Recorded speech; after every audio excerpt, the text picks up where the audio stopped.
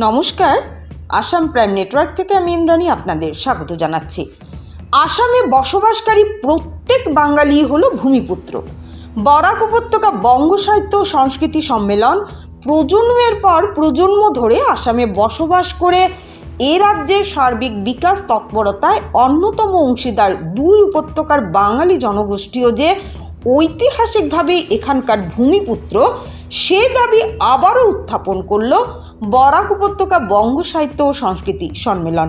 শিলচর বঙ্গভবনে সম্মেলনের তরফে আয়োজিত এক সাংবাদিক সম্মেলনে বলা হয়েছে, আসাম চুক্তির ৬ নম্বর ধারা রূপায়ণের জন্য বিপ্লব শর্মা কমিটির সুপারিশকে সামনে রেখে এ রাজ্যের বাঙালি জনগোষ্ঠীকে নিযুক্তি, বিভিন্ন সরকারি সুযোগ সুবিধা ও ভাষা সংস্কৃতি রক্ষার ক্ষেত্রে উপেক্ষা ও বঞ্চনার যে প্রবণতা দেখা যাচ্ছে তাতে তারা উদ্বিগ্ন। সম্মেলনের কেন্দ্রীয় সাধারণ সম্পাদক গৌতম প্রসাদ দত্ত এই বিষয়টি উল্লেখ করে জানান, বিভিন্ন সময়ে তারা এ সম্পর্কে সরকারের দৃষ্টি আকর্ষণ করেছেন। গত 21শে নভেম্বর দিশপুর জনতা ভবনে শিক্ষামন্ত্রী রণত পেগু আহত বিভিন্ন ভাষিক গোষ্ঠীর বৈঠকেও আমন্ত্রিত হয়ে সম্মেলনের তরফে এই উদ্বেগের কথা তার নজরে এনে পক্ষপাতিত্বহীন পদক্ষেপের আর্জি জানানো হয়েছে।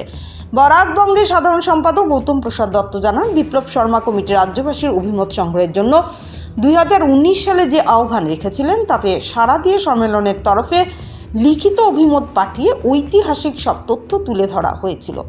বলা হয়েছিল, বাঙালিরাও এই রাজ্যের ভূমিপুত্র, তাদের জন্য কোনোভাবেই সাংবিধানিক অধিকার থেকে বঞ্চিত করা না হয়। পরবর্তী সময়ে শর্মা কমিটি যখন শিলচরে শুনানি গ্রহণ করতে আসে তখনও তাতে আমন্ত্রিত হয়ে একই অভিমত জানানো হয়। সে সময় অভয় দেওয়া হয়েছিল যে উদ্বেগের কোনো কারণ নেই, কিন্তু পরবর্তী সময়ে বিভিন্ন ঘটনাক্রমে দেখা যাচ্ছে খুব সুকৌশলে বাঙালি জনগোষ্ঠীকে উপেক্ষা করার প্রবণতা ক্রিয়াশীল। কোনো মহল থেকে বাঙালি জনগোষ্ঠীকে বাংলাদেশি বা বহিরাগত বলে নানাভাবে হুমকিও দেওয়া হচ্ছে। কিন্তু এটা ঐতিহাসিক সত্য যে 1874 সালে বেঙ্গল প্রেসিডেন্সি থেকে কাছাড়, গোয়ালপাড়া ও সিলেট জেলাকে আসামের মানচিত্রে অন্তর্ভুক্ত করার সময় থেকে তারা এ রাজ্যের স্থায়ী বাসিন্দা।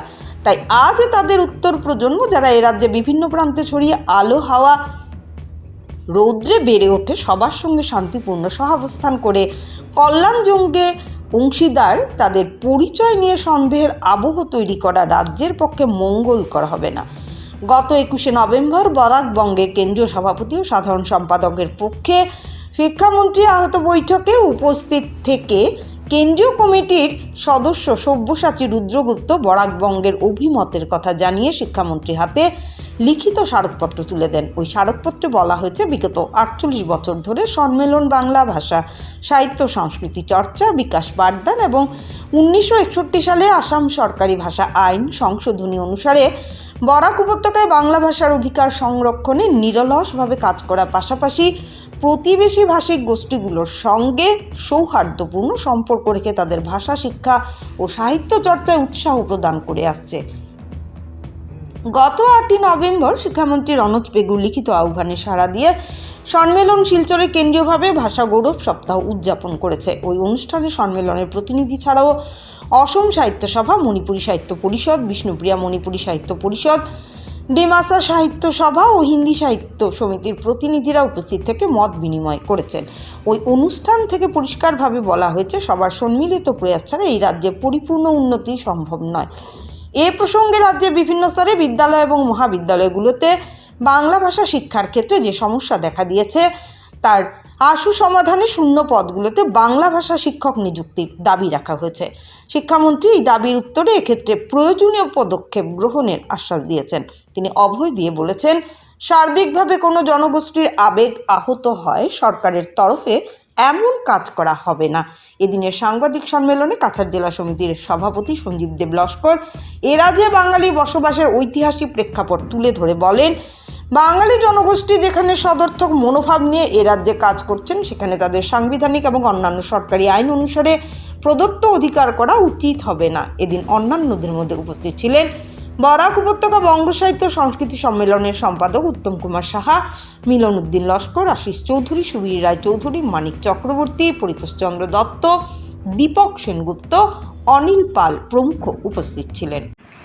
তিনি পর্যন্ত বারবার বলছেন, the business portion of this letter are in Bengali whenever the Ahom kings Ahom kings wanted to make business. ওরা তখন কি করেছেন, ওরা এই অসমীয়াতে লেখা চিঠি নিয়ে বর্ষগুলোকে বাংলায় লিখে দিয়েছেন।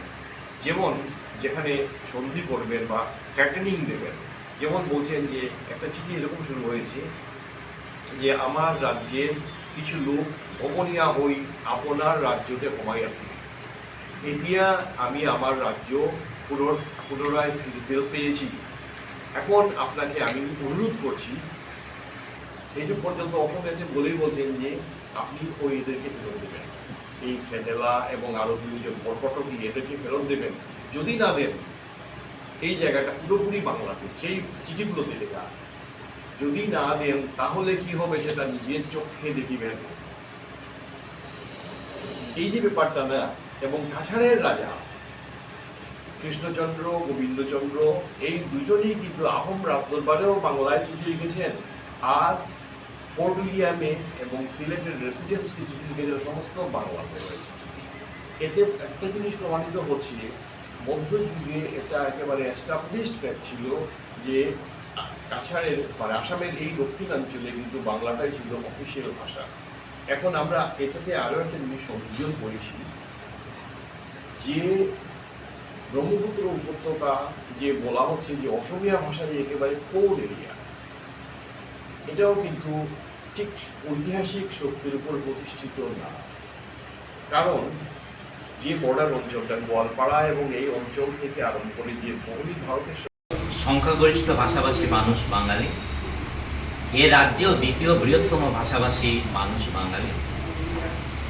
বিপ্লব শর্মা কমিটির সুপারিশের আধারে বাঙালিকে ভূমিপুত্র নয় এই তকমা সেটে তাকে বিভিন্ন ক্ষেত্রে উপেক্ষা এবং বঞ্চনার যে চেষ্টা চলছে, যার প্রতিফলন নিযুক্তিতে, বিভিন্ন সরকারি প্রকল্পের সুবিধা গ্রহণে, ভাষা সংস্কৃতি চর্চার ক্ষেত্রে যে অন্তরায় তৈরি করা হচ্ছে, আমরা তাতে যথেষ্ট উদ্বিগ্ন।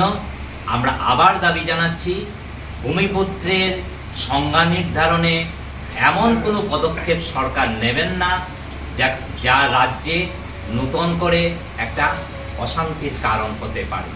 আমরা বরাক উপত্যকা বঙ্গ সাহিত্য সংস্কৃতি সম্মেলন নিজেদের ভাষা সংস্কৃতি চর্চা এবং তার অধিকার নিয়ে অবিরত সংগ্রাম করছি, কিন্তু পাশাপাশি বিভিন্ন ভাষাভাষী মানুষকেও সঙ্গে নিয়ে চলছে। এখানে অসম সাহিত্য সভার কেন্দ্রীয় সভাপতি পর্যন্ত আমাদের সঙ্গে এসে সৌহার্দ্যপূর্ণ পরিবেশে কথাবার্তা বলেছেন। ভাষা গৌরব সপ্তাহ উদযাপন উপলক্ষে বিভিন্ন ভাষাভাষী মানুষ, তাদের প্রতিনিধি, স্থানীয় সাহিত্য সংগঠনের প্রতিনিধিরা এখানে এসেছেন। আমরা মনে করি যে কাউকে অধিকার বঞ্চিত করে সুখী সমৃদ্ধ আসাম গঠন সম্ভব নয়। শিক্ষা বিভাগ, উচ্চশিক্ষা বিভাগের সচিব এবং শিক্ষামন্ত্রীর পক্ষ থেকে বিপ্লব শর্মা কমিটির এই শিক্ষা বিভাগ সংক্রান্ত তারা কিছু প্রপোজাল, যেগুলোকে তারা ইমপ্লিমেন্ট করার জন্য তারা ভাবছেন, এগুলো তুলে ধরেন। ওগুলো আমি একটু আপনাদের জ্ঞাতার্থে বলছি। আমি কিছু কিছু ইম্পর্টেন্ট পয়েন্ট নোট করেছি মিটিংয়ে। এটা ওরা 3টা ক্যাটাগরিতে ভাগ করেছেন, যে state government, central government and both central and state government. তো স্টেট গভর্নমেন্টের আন্ডারে যেমন প্রপোজাল আনা হয়েছে, Anandaram Barua institute of art and কালচারকে উন্নত করে তোলা এবং ভূমিপুত্রদের স্বার্থে কাজে লাগানো। তারপর আসামে সাহিত্য একাডেমি গঠন করা, এবং সাহিত্য একাডেমি গঠনের ব্যাপারে শিক্ষামন্ত্রী বারবারই বলছেন যে এখানে শুধু আসামিজ নয়, এখানে যাদেরকে আমরা ডেকেছি আপনাদের সবাইকে এটাতে সামিল করে আমরা সাহিত্য একাডেমি যেটা সেটা আমরা চালু করব।